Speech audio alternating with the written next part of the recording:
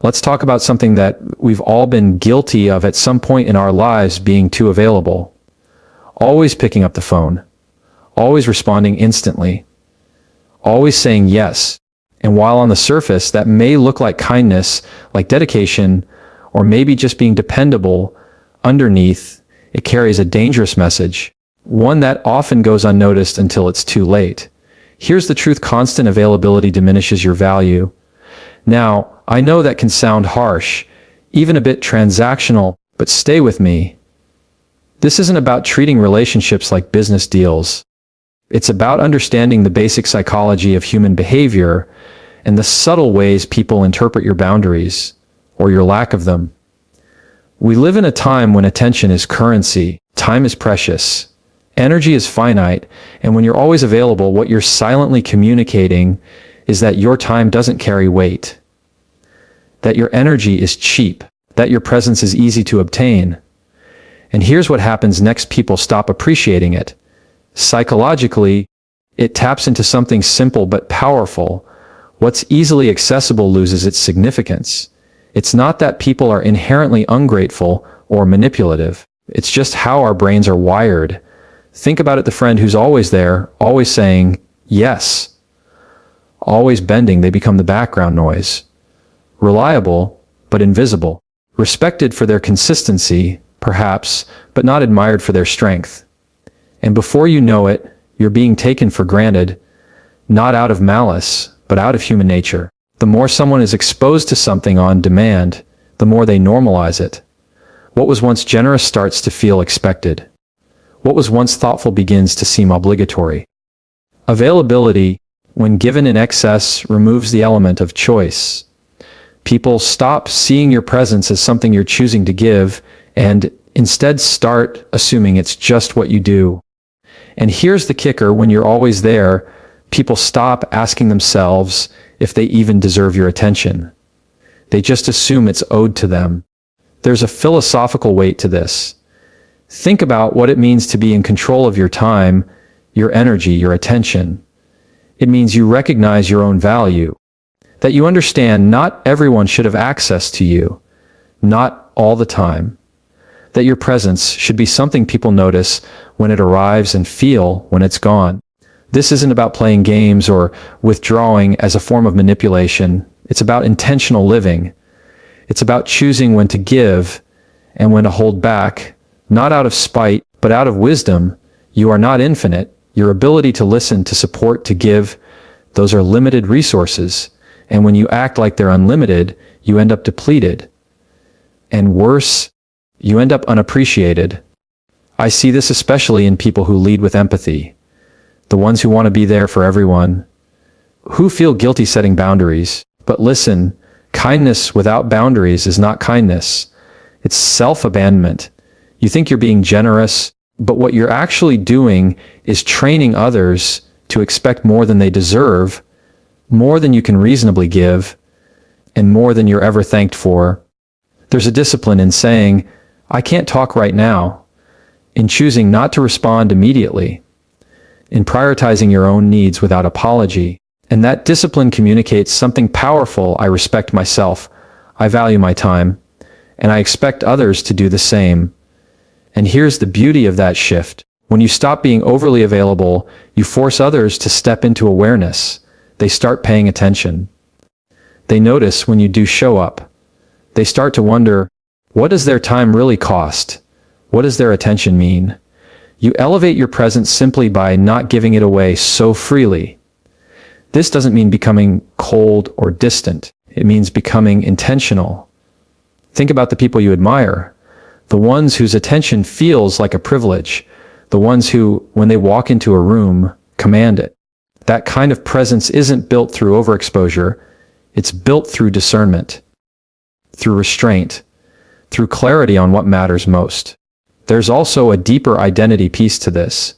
When you're always available to everyone else, you slowly lose access to yourself. You stretch so thin that you don't even recognize your own needs anymore. And the scary part is, you start basing your worth on how useful you are to others. If you're not helping, if you're not solving, if you're not showing up, you feel less valuable. That's a dangerous pattern. Because your value is not determined by your accessibility. It's defined by your essence, your mindset, your integrity, your focus, your standards. The more you preserve those things, the more powerful your presence becomes. You walk differently when you know your worth. You speak with more clarity. You move with more confidence. You stop chasing and start choosing. You weren't born to be available to everyone. You were born to be intentional with your energy, your gifts, your space. Some people will only recognize your worth when they no longer have unrestricted access to it. That's not cruel, it's clarity. So, the next time you feel the impulse to reply immediately, to stretch yourself one more time, to be everywhere for everyone, pause. Ask yourself, am I offering this from strength or from fear, from clarity or from guilt? Because sometimes the most loving thing you can do for yourself and others is to simply be unavailable. Let your absence speak volumes. Let your boundaries redefine your value. And remember, when you stop being constantly available, you start becoming deeply respected. There's something deeply powerful about mystery, about not being fully seen, fully available, fully known at all times. And yet, in this age of constant connectivity, we're losing that power. We overshare, we overexpose, we make ourselves emotionally and mentally accessible 24/7. And in doing so, we lose a very important psychological advantage, the strength that comes from restraint. Let's be real. When you're too available, you kill the very thing that makes you magnetic, mystery. You eliminate the tension, the intrigue, the sense of curiosity people feel when they don't know everything about you, when they can't reach you at any time, when your time and attention feel like a gift instead of a guarantee. Think about the most respected people you know, not just the ones who are liked, but the ones who command a room, who draw people in. Chances are, they're not always in reach. They don't constantly explain themselves. They don't need to show up everywhere to be felt. That's not an accident. That's intentional. There's a kind of emotional scarcity that builds value. Just like in economics, when something is rare, it's treasured. When something is common, it's taken for granted. Your energy works the same way. If you make yourself available to everyone at all times, people stop seeing your presence as something meaningful. It becomes background noise, white noise, a presence without impact. The mind is wired to desire what it can't easily have. This isn't manipulation, it's just psychology. When you're slightly out of reach, people lean in. They pay attention. They wonder what you're doing, how you think, why you move the way you do. And that wondering creates presence even in your absence. It makes your eventual appearance more impactful. That's the power of mystery. It lets silence speak louder than words ever could. Now, some people hear that and immediately think of games. They think withholding your attention means you're trying to manipulate others, play hard to get, make people chase you. But that's not what I'm talking about. This isn't about performance. It's about principle. It's about reclaiming your energy, your privacy, and your peace, and realizing that those things don't have to be constantly broadcast in order to be real. Look at how we behave online. We feel the pressure to post every thought, every win, every moment. We constantly explain ourselves, justify our absence, seek validation through overexposure. And yet, the most influential people, the ones with real authority and presence, they don't do that. They let their results speak. They move with intention, not explanation. They allow mystery to do the talking. That's because mystery, when grounded in authenticity, creates respect. People start to value your words more when you don't offer them all the time. They listen more carefully when you speak less often. They notice your actions more when they don't always know what you're doing. And most importantly, they start to respect your boundaries when you stop offering unlimited access to your time, your thoughts, and your emotional labor. Now let's take it a layer deeper. At the philosophical level, too much availability is often rooted in fear, a fear of being forgotten, a fear of being misunderstood, a fear of being left out. So we overcompensate, we make ourselves overly visible, overly accommodating, overly on, because we think if we're not, we'll disappear. But here's the paradox. The more you show up without intention, the less you're noticed. The more you give without discernment, the less you're valued. Being selective with your presence doesn't mean being selfish. It means being strategic. It means recognizing that mystery is not about hiding who you are. It's about reserving your energy for the moments and people who matter. It's about having enough self-respect to say, not everyone gets access to me. Not every situation deserves my full emotional engagement. And let's not confuse silence with weakness. It takes more strength to hold back than to react. It takes more power to sit with yourself than to constantly seek affirmation. The person who can walk away, who can stay silent, who doesn't need to prove themselves every moment, that's the person who owns the room when they enter it. You see, mystery doesn't isolate you. It elevates you. It allows people to meet you at a higher level on your terms. It forces them to slow down and be more present when you speak. It teaches them not to assume your attention is easy to win. And when you move like that, when your availability is thoughtful, not automatic, you stop blending in and start standing out. One of the most misunderstood forms of power is stillness. When you're not reacting, not chasing, not filling the silence, just existing with confidence.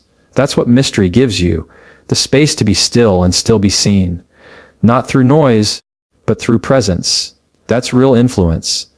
That's real value. So ask yourself, are you showing up because it serves you or because you're afraid not to? Are you being present because it aligns with your purpose or because you feel obligated to be seen?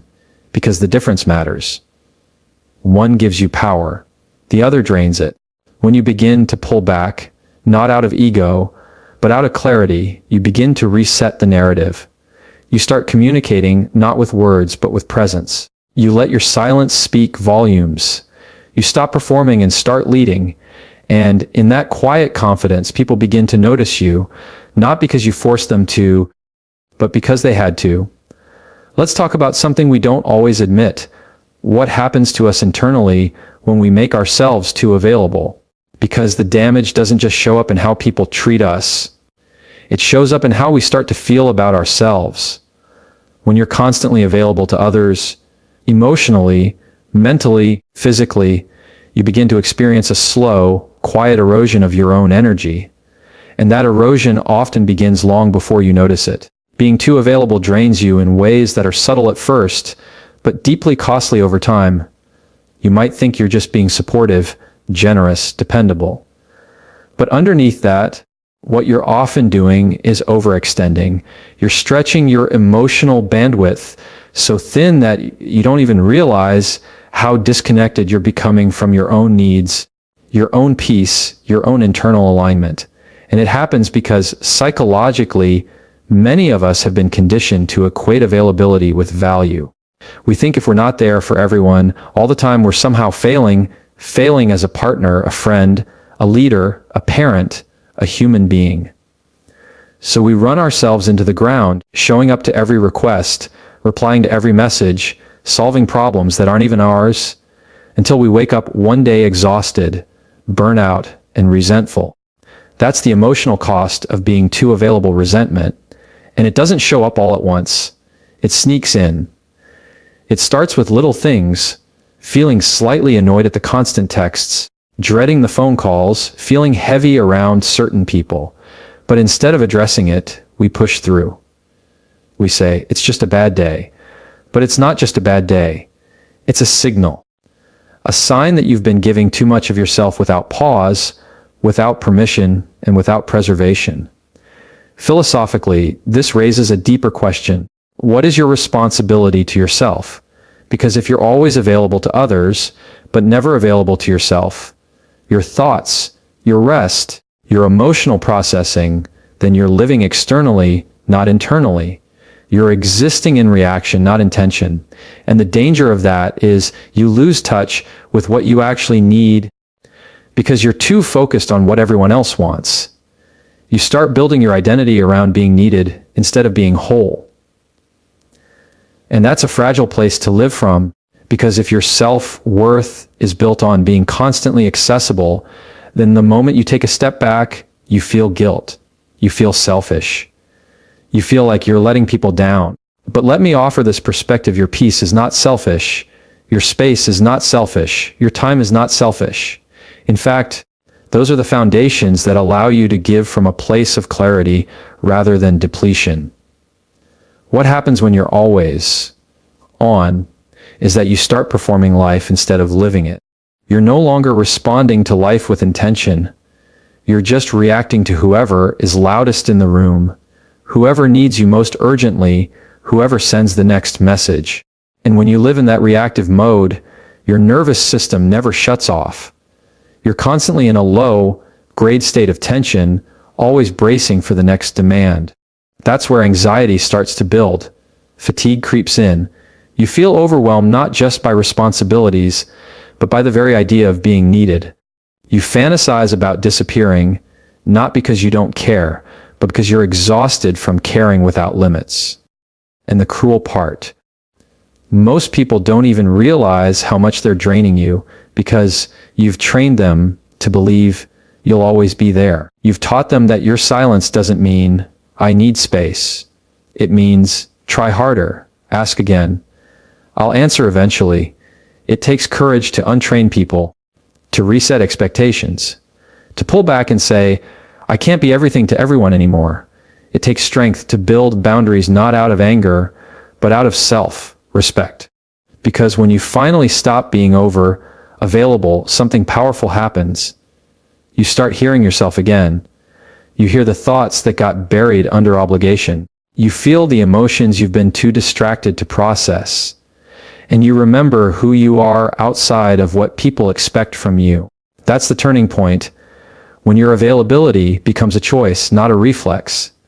And when that shift happens, people start adjusting. Not all of them will like it. Some will resist it. But the ones who truly value you, not your constant access, will understand. They'll adapt. They'll begin to honor the space you need to maintain your own emotional stability. And over time, the quality of your relationships will improve, not because you're more available, but because you're showing up from a place of truth, not exhaustion. This isn't about cutting people off or becoming distant. It's about alignment. It's about making sure your outward engagement matches your inward state. If you're drained, don't force connection. If you're overwhelmed, don't fake availability. Be honest with yourself first and then with others. You can't be a healthy presence in anyone's life if you're a ghost in your own. So the next time you feel that inner tug to respond right away, to jump in and fix, to make yourself available even when your body is screaming no, pause, breathe. Ask yourself, is this mine to carry? Or am I just afraid of what happens if I say no? Because sometimes the most loving word you can speak is no. And sometimes the most powerful presence you can offer is absence, not as punishment, but as preservation. Let yourself rest. Let yourself be missed. Let yourself exist without always being in service. And watch how your energy shifts from survival to sovereignty.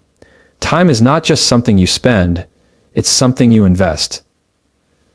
And yet so many people treat their time like it's infinite, like it has no weight, no cost. They give it away freely, thoughtlessly. And what ends up happening is that they become exhausted, underappreciated, and unsure why they feel so drained. The truth is your time is an asset, not a giveaway. We live in a world that romanticizes business. We glorify constant access, instant replies, the idea that being everywhere for everyone is noble. But let's call it what it really is, unsustainable. When you treat your time as disposable, other people will too. If you're constantly saying yes, constantly making yourself available, you end up running your life on everyone else's schedule. And slowly, you lose your grip on your own. Think about this. We put passwords on our phones, we lock our homes, we insure our valuables, yet we leave our time wide open for anyone to take. Why? Because we don't always see time as a possession, but it is. In fact, it's your most precious possession. You can make more money, you can rebuild a reputation, but you cannot manufacture more time. Once it's spent, it's gone permanently. So what does it mean to treat your time like an asset? It means you get clear on what matters most.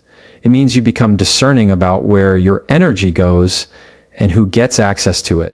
It means understanding that not every invitation deserves a yes, not every message requires a reply, and not every situation needs your involvement. That's not rudeness. That's strategy. That's living on purpose. There's a deep psychological shift that happens when you begin to respect your own time. You stop filling your calendar just to avoid discomfort. You stop overcommitting out of guilt or fear of being disliked. You stop showing up to things just because you should. And that internal shift creates an external ripple. People begin to notice that you move differently. You're not as easily swayed. You're not available on demand. You have boundaries, and those boundaries force people to rise to a higher standard if they want access to you. When you recognize your time as valuable, you begin to show up in the world with more authority. Because people who value their own time command more respect. They make decisions from clarity, not pressure. They protect their peace instead of chasing validation. They lead themselves before trying to lead anyone else. But let's take it even deeper. When you don't value your time, you often start using it as a way to prove your worth. You overextend. You overgive. You say yes just to feel needed. You fill your days with activity that looks productive but leaves you feeling empty. That's not time management. That's time avoidance. It's using business to cover up a lack of direction. Philosophically, this goes back to the idea of agency, your ability to direct your own life. When you give your time away without intention, you're surrendering your agency. You're saying, here, you decide what I focus on, you decide what matters, I'll just react. And over time, that erodes your identity. You stop living by design and start living by default. That's not how leaders live. Leaders protect their time not just to be efficient, but to stay aligned. They understand that clarity requires space, that focus is a resource, not a reaction, and that if you're always giving your time away to everyone else, you never have any left to build the life you actually want. One of the hardest truths to accept is this: not everyone deserves your time. Not every conversation deserves your energy. Not every crisis is your responsibility. And until you start living by that truth, you'll stay stuck in the cycle of over-availability, resenting people for crossing boundaries that you never set. Let me be clear. You can be kind, generous, and compassionate, and still guard your time with intensity. In fact, true generosity requires it, because when your time is protected, your presence becomes more meaningful. You show up fully, not resentfully. You give with purpose, not pressure. You become someone whose time is not just appreciated, it's respected. You'll notice something interesting when you begin to live like this. The people who truly value you will adjust. They'll honor your boundaries. They won't take offense when you need space. They'll wait instead of demanding, because deep down, they know your time isn't just cheap currency, it's a gift. And the ones who don't respect that, let them go. People who only want you when you're constantly available aren't interested in you. They're interested in what you offer. When you elevate the standard for how your time is treated, everything else starts to shift too.